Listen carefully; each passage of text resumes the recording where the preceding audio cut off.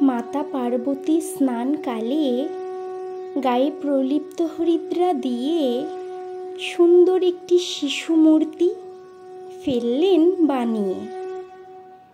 তাতে প্রাণের সঞ্চার করে নাম রাখলেন বিনায়ক। সেই পুত্র সন্তানের প্রিয় খাদ্য হলো লাড্ডু, পরমান্ন, মোদক। ছোট থেকেই বিনায়ক ছিলেন অতি ভোজন প্রিয়। বুদ্ধিতে তার তুলনা হয় না, তিনি একও অদ্বিতীয়। পিতা মহাদেবের ডমরু হাতে নিয়ে তিনি নৃত্য করেন অতি ভালো। বিঘ্ন নাশ করে জগৎ সংসারে ছড়ান শুভ বুদ্ধির আলো। সিদ্ধিদাতা বুদ্ধিদাতা গণপতি গজানন, দেব কার্তিকের অনুজ তিনি, শিব পার্বতী নন্দন।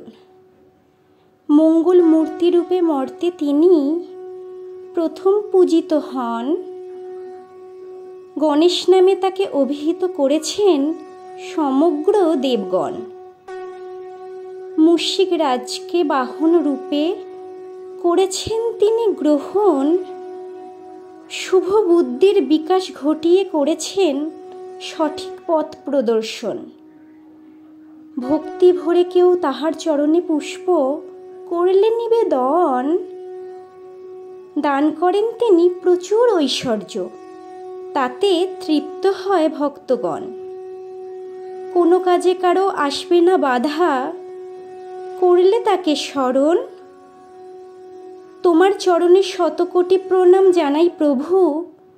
জয় গণপতি গজানন। নমস্কার।